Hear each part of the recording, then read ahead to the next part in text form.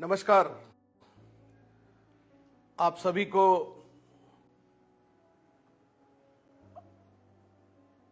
ज्योतिबा फुले, एक महान स्त्री जिसने क्रांतिकारी विचारों के साथ महिला शिक्षा को न सिर्फ बढ़ावा दिया वरन महिलाओं की अनेक समस्याओं के निराकरण के लिए और विशेषकर पिछड़ी जाति, अनुसूचित जाति ऐसी महिलाओं के लिए अनेक काम किए। आज इस विशेष दिवस के अवसर पर मैं इन दिनों जैन समाज के, जो जैन समाज है वो जैन हिंदू धर्म का ही एक संप्रदाय है। अलग अलग संप्रदायों में से एक जैन संप्रदाय भी हमारे हिंदू धर्म का, सनातन धर्म का हिस्सा है। मुझे बहुत दुख है कि एक इतने बड़े वर्ग का, विश्व का सबसे बड़ा तीर्थ जैन समाज का ही नहीं वरन पूरे इस सनातन संस्कृति के महत्वपूर्ण तीर्थों में से एक संवेद शिखर, जो वर्तमान में झारखंड में छोटा नागपुर क्षेत्र के यहां पर स्थित है। और यह एक ऐसा तीर्थ है जिसके बारे में जैन समाज के लोग तो जानते हैं, लेकिन अन्य समाज के लोगों को भी इस बारे में गंभीरता से विचार करके कि आखिर समस्या ऐसी कौन सी है जो समाज इतने विराट रूप में आंदोलित होकर आज जगह जगह पर प्रदर्शन कर रहा है। और एक जनता के द्वारा चुनी गई सरकार एक ऐसे बेवकूफ भरे निर्णय लेकर, जिस समाज ने इस देश को बहुत दिया, अपनी उद्यमिता से, अपने पराक्रम से, अपने उस शास्त्र धर्म के आधार पर, भगवान महावीर क्षत्रिय थे, उस परंपरा का निर्वाह करने वाले ये लोग जो देश के विकास में इतना बड़ा योगदान दे रहे हैं, उनकी आवाज को दबाने का प्रयास और एक पर्यटन स्थल के रूप में घोषित करना एक निंदनीय नहीं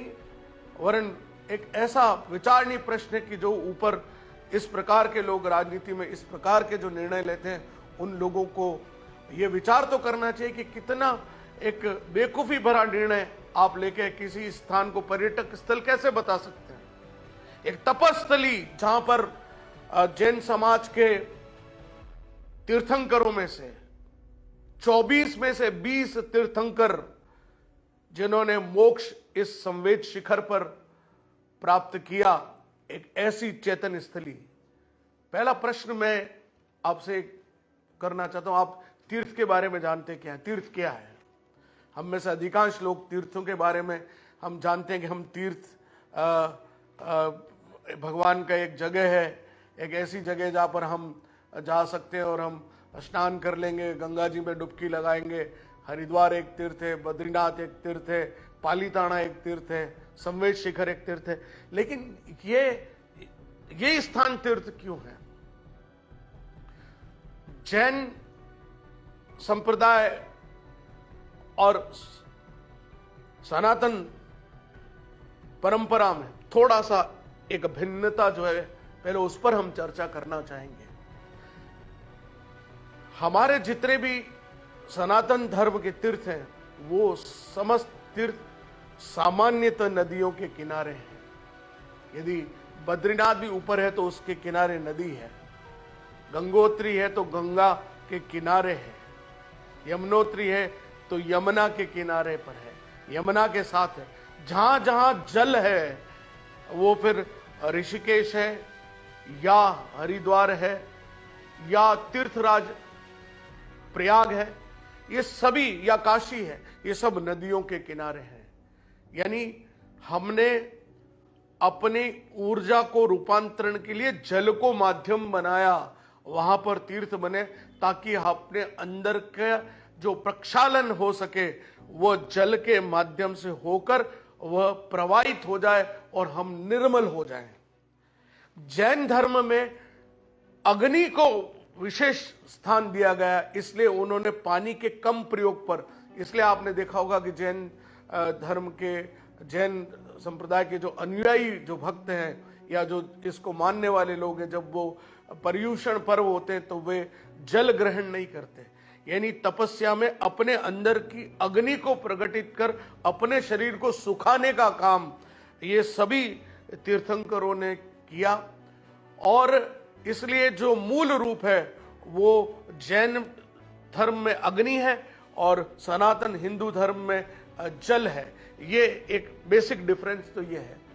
उसके बाद अगर हम थोड़ी चर्चा करें तो हर एक चीज के पीछे कोई प्रायोजन होता था।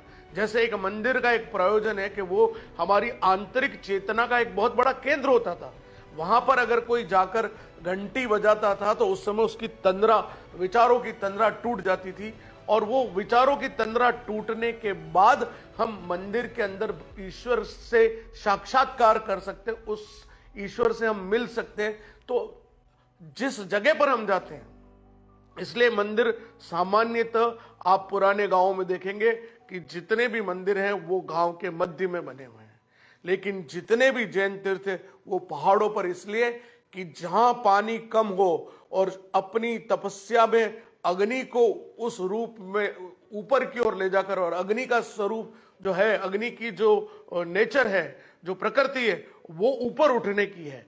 तो शिखर पर, और वो शिखर भी कितना, आप देखिए कि 1350 मीटर ऊंचा, 1350 मीटर ऊंचा ये जो संवेद शिखर है, इसमें इसको, उस पर्वत को हम पार्श्वनाथ पर्वत भी बोलते हैं, और करीब 18 मील की जो ये परिक्रमा है, ये सिद्ध क्षेत्र है। उस पर हम बाद में चर्चा करेंगे, पहले हम तीर्थ पर बात करें। तीर्थ क्या है? जैसे हम एक नाव चलाते हैं, हवाएं चल रही है इस तरफ और हमको जाना इधर है, तो हम बहुत प्रयास करते हैं, तो वो नाव वहीं पर रहती, बहुत ज्यादा आगे नहीं बढ़ पाती। तीर्थ वो स्थान है जहां पर हवाएं ऐसी चल रही, जहां पर केवल आपको पाल खोलनी है, चप्पू चलाने की जरूरत नहीं है। उस स्थान पर जाकर वो इतना सघन और चेतन होता है कि जिस स्थान पर आकर 20 तीर्थंकरों ने अपने देह का त्याग किया, देह छोड़ दी, मोक्ष को प्राप्त हुए। कैसे, किस क्रम से? पहले तपस्या करी, तपस्या करके ध्यान किया, ध्यान के बाद उन्होंने मोक्ष प्राप्त किया। तो 24 में से 20 तीर्थंकर जिस स्थान पर आकर जिन्होंने अपना देह त्याग किया, वो तीर्थ चेतन स्थल बन गए। यानी वहां पर ऊर्जा इतनी सघन होती है कि कोई व्यक्ति, सामान्य से सामान्य व्यक्ति भी उस शिखर पर जाएगा। अगर इस शिखर पर हम चढ़ेंगे, सामान्य से सामान्य व्यक्ति भी इस शिखर पर जाएगा, तो उसको ज्यादा प्रयत्न नहीं करने पड़ेंगे ईश्वर से साक्षात्कार करने के लिए। वहां वो निश्चित रूप से उन हवाओं के मध्य में स्वयं ध्यान कर लेगा। तो इन संवेद शिखर पर जब हम जाते हैं तो उसको, वो कोई पर्यटन के लिए, फोटोग्राफी करने, हनीमून बनाने के लिए जगह नहीं है। वो संवेद शिखर वो साधना स्थली है, तप स्थली है। वहां पर्यटकों को नहीं, अंग्रेज भी जाएंगे, कल और भी कोई जाएंगे। अगर वो साधना और चेतना के लिए जाना चाहते हैं तो निश्चित रूप से जाएं। वो तीर्थ स्थान है, वो किसी भी दृष्टि से पर्यटक केंद्र नहीं हो सकते। इन सरकारों को एक सामान्य सी बात समझ में नहीं आ रही, मुझे तो आश्चर्य होता है। तो जो सघन चेतन स्थल है, उन चेतन स्थलों पर वो ऊर्जा जब केंद्रित हो जाती है, संग्रहित हो जाती है, तो निश्चित रूप से वहां पर जाने वाले व्यक्ति को ज्यादा प्रयत्न नहीं करना पड़ता, अपनी पाल खोली और नौका चल पड़ेगी। तो वैसे ही जहां पर अमृत की बूंदें गिरी, उज्जैन में गिरी, कि प्रयागराज में गिरी, कि हरिद्वार में गिरी, तो उन अमृत की बूंदों को उस निश्चित तिथि पर जब वो कुंभ का मेला लगता है, तो वो नक्षत्रों और ग्रहों की स्थिति के बीच में उस दिन कहते हैं कि वो अमृत के बूंदों का अनुभव साक्षात्कार करता है। इसलिए उन नागा साधुओं में द्वंद्व होता, लड़ाई होती कि पहले स्नान, उस 1, 2, 4, 5 सेकंड की उस छोटी सी घड़ी में जो स्नान कर लेता है, उसको उस चीज की, उस शक्ति का अनुभव हो जाता है। संवेद शिखर ऐसा ही तीर्थ स्थल है, ऐसा ही घाट है। तीर्थ का मतलब वो घाट, और वो घाट जहां से हम इस बात की अनुभूति कर सके, हम मोक्ष को प्राप्त कर सके, धर्म के उस चरम को, उस ईश्वर के परम तत्व को प्राप्त कर सके, वो घाट तीर्थ कहलाए। और जिन्होंने उन घाटों को खोजा वो तीर्थंकर कहलाए। तो 24 में से 20 तीर्थंकरों ने वहां पर देह त्याग किया। 12वें जो वासु पूज्य थे तीर्थंकर, उन्होंने चंपापुरी में अपना देह त्याग किया था। 22वें तीर्थंकर नेमिनाथ ने गिरनार पर्वत पर, मैं गया हूं गिरनार पर्वत पर, वहां जाकर देह त्याग किया। और 24वें तीर्थंकर भगवान महावीर ने पावापुरी में वहां जाकर अपने देह का त्याग किया। यानी ऊपर जाकर वहां कनेक्टिविटी उस ईश्वरी तत्व से बहुत अधिक हो जाती। इसलिए अगर तीर्थ क्षेत्र आप जाते हैं शिखर जी पर, तो संवेद शिखर पर जाकर आपने अगर आधा घंटा प्रार्थना कर ली तो आप मोक्ष को प्राप्त होंगे। ऐसी मान्यता है कि 49 जन्मों तक आपको किसी जानवर की योनि में आपको जन्म नहीं लेना पड़ेगा। जैसे गीता पढ़ने मात्र से और गीता को बार बार अपने जीवन में उतारने मात्र से हम उस मोक्ष को प्राप्त कर सकते हैं। हम जीवन मरण के चक्र से मुक्त हो सकते हैं। आपने तिब्बत के जो तिब्बतियन हैं, जो बौद्ध धर्म को मानते हैं, उनका मंत्र है ओम मानी पद्मे हुम। वो ओम मानी पद्मे हुम में फिर वो जो घंटा बजाते हैं, वो ऊपर उस जगह गोंग बैल की तरह इतनी बड़ी घंटी, वो ध्वनि चारों तरफ जब फैलती है तो मस्तिष्क के सारे आयामों को, अपने विचारों को तुरंत ड्रॉप कर देती, छोड़ देती है और हम ईश्वर से साक्षात्कार करते हैं। भगवान महावीर और जितने भी तीर्थंकर हुए उनमें उन सब के जैन धर्म में चंदन का बड़ा महत्व है, केसर का बड़ा महत्व है, चावल का बड़ा महत्व है। कर रहे हैं, जैन लोग भी कर रहे हैं, उनको पता ही नहीं है। अरे उस केसर और चंदन की जो खुशबू का जो महत्व है वो ये है कि इस खुशबू से भगवान महावीर ने जब अपने शरीर को तपाया तो स्वतः अंदर से वो पसीना सूखकर अंदर से उस हमारी जो कुंडलिनी शक्ति है वो जब जागृत हो जाती है तो हम स्वयं को एक अच्छी खुशबू आने लगती है। और जो व्यक्ति अपनी कुंडलियों को जागृत कर लेता है उसके शरीर से चंदन जैसी स्वतः महक आती है। ये वैज्ञानिक है। आप हिरण की जो कस्तूरी होती है वो महकता है कि नहीं महकता है? तो हमारे अंदर भी ऐसी महक है, लेकिन उसको जागृत करने की आवश्यकता है। हम अपने खान पान, रहन सहन, बोलचाल, इन सब से अपनी कुंडलियों को इतना दबा देते हैं। इसलिए जो संवेद शिखर पर पार्श्वनाथ का जो स्वरूप है वो सर्प के रूप में दिखाया गया। सर्प का मतलब है कुंडलिनी शक्ति, और कुंडलिनी शक्ति ऊपर तक जब जागृत हो जाती है तो उसमें से स्वतः खुशबू आनी शुरू होती है, और वो खुशबू अंदर से होती है। इसलिए जब भगवान महावीर को लोगों ने कहा कि इनको तीर्थंकर घोषित करना है, तो जिसके शरीर से खुशबू आएगी, उस समय एक नाम है मुझे याद आता है, मक्खली गोशाल। मक्खली गोशाल भी उतने ही बड़े विद्वान थे, लेकिन वो तीर्थंकर नहीं हो पाए क्योंकि उनके शरीर से उस तप से वो खुशबू अंदर से जागृत नहीं हो पाई। लेकिन भगवान महावीर के अंदर से वो खुशबू जागृत हो पाई। इसलिए हम भगवान महावीर को केसर और वो चंदन लगाते हैं। और चूंकि पका हुआ चावल नहीं, चूंकि हम जल शक्ति को अलग करना चाहते हैं, इसलिए सूखे चावल चढ़ाए जाते हैं।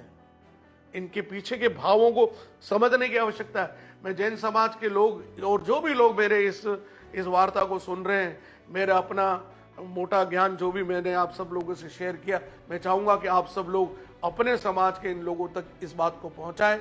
क्योंकि मैं जैन समाज के अनेक कार्यक्रमों में जाता हूं, तो मैं कहता हूं मैं व्यवहार से मैं भी जैन हूं, और हर व्यक्ति को जैन होना चाहिए कि वह सायंकाल का भोजन एक 40-50 साल की उम्र होने के बाद शाम के भोजन को 6 बजे से पहले, सूर्यास्त से पहले कर ले, तो व्यक्ति स्वस्थ रहेगा। ये हमारी सारी सनातन परंपराओं के वो सारे आयाम हैं जिनको नए ढंग से पुनर्भाषित करने की आवश्यकता है।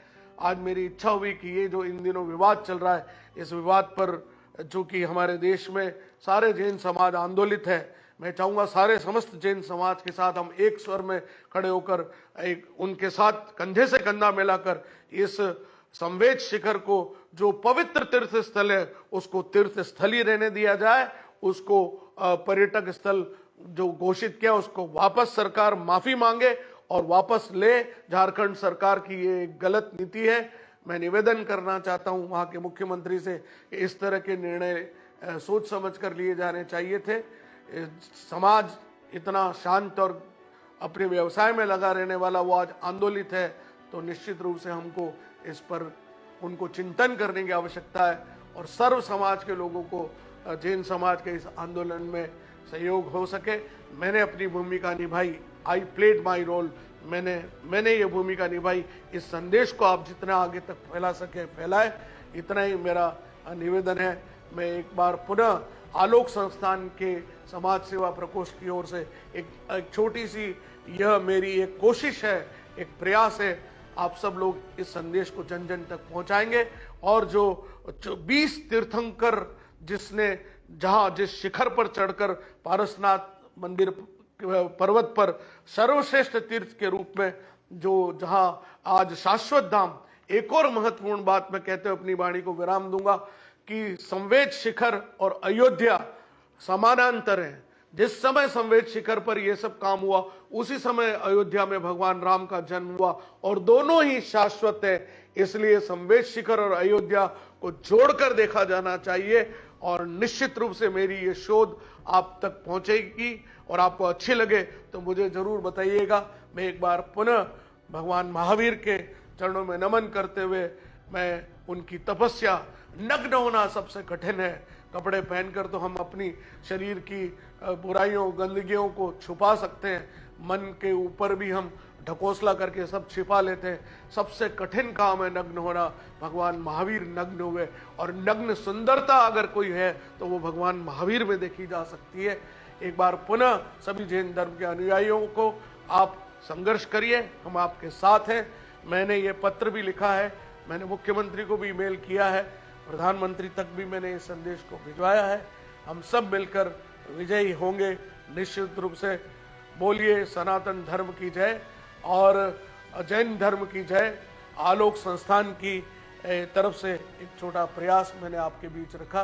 कृपया ज़्यादा से ज़्यादा इस फेसबुक के इस लिंक को शेयर करें। यूट्यूब पर भी उपलब्ध होगा और इंस्टाग्राम पर भी जो लोग देख रहे हैं इस बात को ज़्यादा से ज़्यादा आगे तक पहुंचाने का प्रयास करें। भारत माता की जय। वंदे मातरम।